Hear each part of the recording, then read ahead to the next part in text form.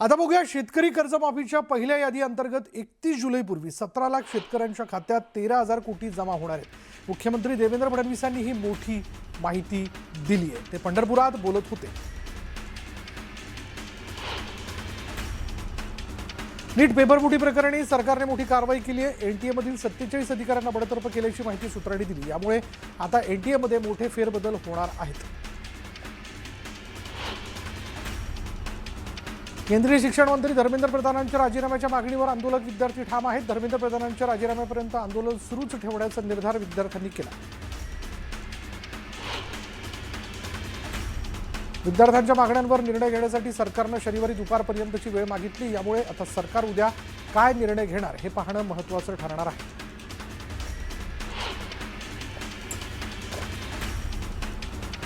नीट paper फुटीविरोधात केंद्रीय मंत्रिमंडळाने सुधारणा विधेयकाला मंजुरी दिली। फास्ट ट्रॅक सुनावणीसह 10 वर्षांचा तुरुंगवास आणि 10 कोटींपर्यंत दंडाची तरतूद करण्यात आली।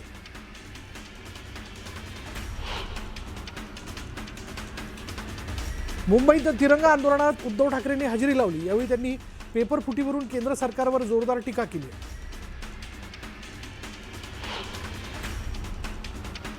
विद्यार्थी आंदोलनादरम्यान दिल्ली पोलिसांकडून पॅलेट गनचा वापर केल्याचा आरोप राहुल गांधींनी केला आहे। तर धर्मेंद्र प्रधानांच्या राजीनाम्यासह 3 मागण्यांवर राहुल गांधी ठाम आहेत।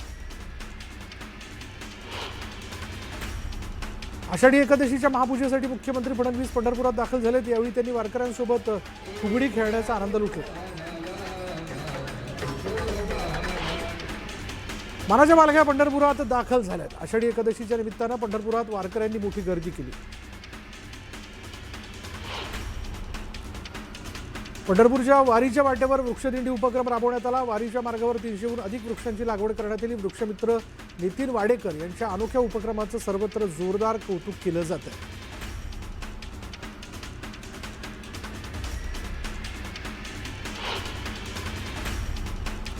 वर्धा शहरात दिल्लीतील लाठी हल्ल्याच्या निषेधार्थ मोर्चा काढण्यात आला। यावेळी शिक्षण मंत्र्यांच्या राजीनाम्याची मागणी करण्यात आली। दरम्यान मोठ्या संख्येने विद्यार्थ्यांनी या मोर्चात सहभाग घेतला होता। बीडमध्ये दिल्लीतील जंतर मंतरवरील आंदोलनाच्या समर्थनार्थ आंदोलन करण्यात आले। यावेळी केंद्रीय शिक्षण मंत्र्यांच्या राजीनाम्याची मागणी करण्यात आली। दरम्यान जोरदार घोषणाबाजी करण्यात आली।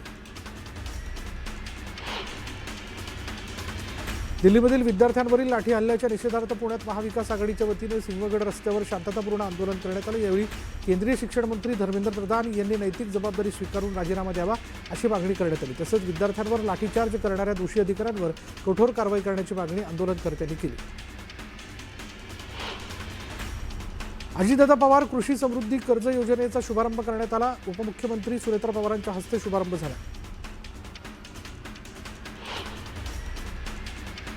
नाशिकमध्ये झालेल्या मुसळधार पावसामुळे अपघातांची संख्या वाढत चालली आहे। नाशिकच्या जिल्हाधिकारी कार्यालयाच्या आवारात एक मोठं झाड कोसळलं आणि या झाडाखाली अधिकाऱ्यांची 4 वाहनं अडकली असून सगळी वाहनं पूर्णपणे दाबली गेली।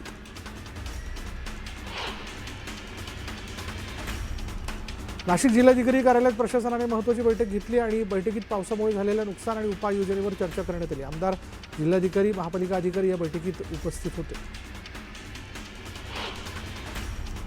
गुजरातमध्ये सुरू असलेल्या अतिवृष्टीचा फटका आता वसई विरारलाही बसताना दिसतोय। सीएनजीचा पुरवठा विस्कळीत झाल्यानं अनेक सीएनजी पंपांवर गॅस उपलब्ध नाही। परिणामी वाहनांच्या लांबच लांब रांगा लागल्यात।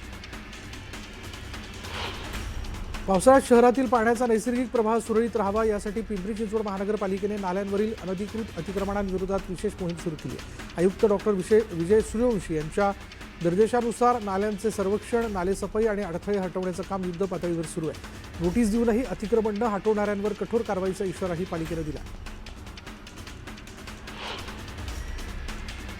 छत्रपती संभाजीनगरातील बेगमपुरा परिसरात 1,75,000 रुपयांच्या घरफोडीचा पोलिसांनी अवघ्या काही तासात उलगडा केला। सीसीटीव्ही फुटेजच्या आधारे पतलू उर्फ जावेद शहा या सराईत चोरट्याला अटक करण्यात आली। तपासात हर्सूल परिसरातील 2 घरफोड्यांमध्येही त्याचा सहभाग असल्याचं समोर आलं। चंद्रपूर बस आगारातील एसटी कर्मचाऱ्यांचं 8 दिवसांपासून आंदोलन सुरू आहे आणि याचबरोबर 8 तासांच्या ड्युटीवरील तासांचा ओव्हरटाईम देण्यात यावा अशी मागणी देखील त्यांनी केली आहे। शासनाने मागण्यांकडे दुर्लक्ष केल्यास कर्मचाऱ्यांनी आमरण उपोषणाचा इशारा दिला। आषाढी एकादशीच्या निमित्तानं लातूरातून पंढरपूरकडे 10 मोफत बस रवाना करण्यात आल्या। भाविकांना ब्लँकेट आणि जेवणाच्या डब्याचंही वाटप करण्यात आलं। शहापूर तालुक्यातील कसारा वाशडा मार्गावरील ब्रिटिशकालीन पुलाला मोठ्या भिगा पडल्यानं सुरक्षेचा प्रश्न निर्माण झाला आहे. नवीन पुलाचं बांधकाम अद्याप अपूर्ण असल्यानं याच जुन्या पुलावरून वाहतूक सुरू आहे. पुलाची अवस्था अत्यंत धोकादायक झाल्यानं बांधकाम विभागाने तातडीने हस्तक्षेप करून हा पूल वाहतुकीसाठी बंद करावा अशी मागणी नागरिकांकडून करण्यात येते. मावळ तालुक्यात पावसाने जोरदार हजेरी लावली. यामुळे पवना धरणातील पाणीसाठ्यात मोठी वाढ झाली आहे. धरणातील पाणीसाठा 96% पोहोचला आहे. दरम्यान धरणातून पाण्याचा विसर्ग करण्यात आला. नदीकाठच्या नागरिकांना सतर्कतेचा इशारा देण्यात आला. नाशिकमध्ये दमदार पाऊस पडलाय आणि पावसामुळे नाशिक शहरातील जनजीवन विस्कळीत झालं होतं. दरम्यान पावसाने विश्रांती घेतल्यानं जनजीवन पूर्वपदावर आलं. पालघरमध्ये गेल्या 3 दिवसांपासून मुसळधार पाऊस झाला आणि यामुळे पालघरमध्ये पूरस्थिती निर्माण झाली होती. पालघरच्या चिंचणी इथे 80 ते 90 घरांमध्ये पाणी शिरल्यानं घराचं मोठं नुकसान झालं होतं. या नुकसानीची आज जिल्हाधिकारी इंदुराणी जखड यांनी पाहणी केली. तसंच या नुकसानग्रस्त नागरिकांना तातडीने मदत दिली जाईल असं आश्वासन यावेळी जिल्हाधिकाऱ्यांनी दिलं.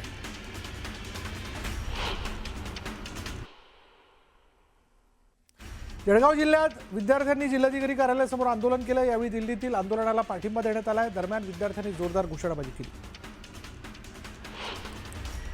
आषाढी एकादशीच्या निमित्ताने जळगावमधील इंग्रजी माध्यमाच्या शाळेतील विद्यार्थ्यांनी पारंपरिक वारकरी वेशभूषेत दिमागदार आषाढी वारी काढत भक्तिमय वातावरण निर्माण केलं. टाळ मृदुंगाच्या गजरात विठ्ठल विठ्ठलच्या जयघोषात शाळेच्या परिसरातून वाणीआळी इथल्या विठ्ठल रुक्मिणी मंदिरापर्यंत दिंडी काढण्यात आली.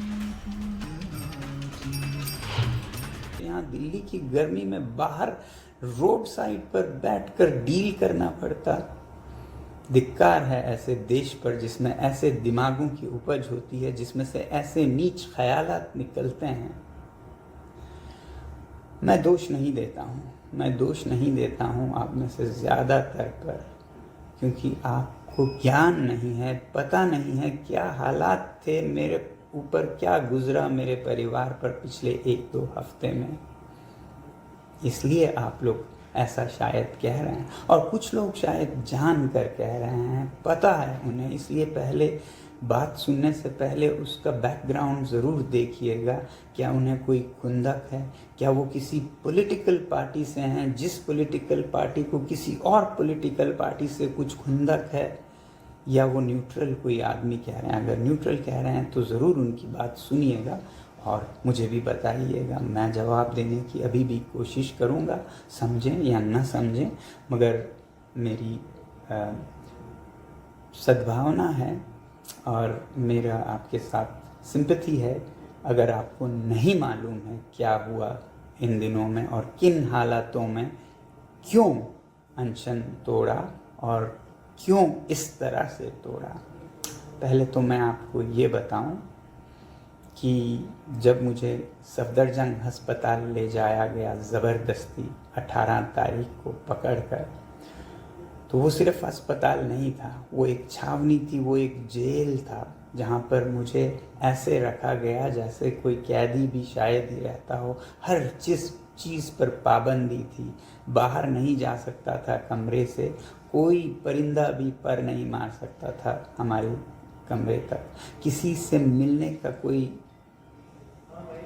वो नहीं था अधिकार. मुझे सिर्फ 3 रिश्तेदार रह सकते थे. कोई संचार का मोबाइल फ़ोन, लैपटॉप नहीं रख पाता था मैं. कहीं कोई कुछ संदेश नहीं भेज पाता था. आप लोगों को मैं किसी तरह नैपकिन पेपर पर लिख कर भेजता था, वो भी कभी कभी ज़ब्त किए जाते थे ज़्यादातर.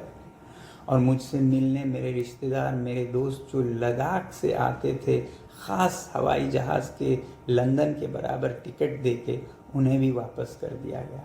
ये सब इल्लीगल था. ये सब एक तरह का नॉर्थ कोरिया बन गया था हमारा देश.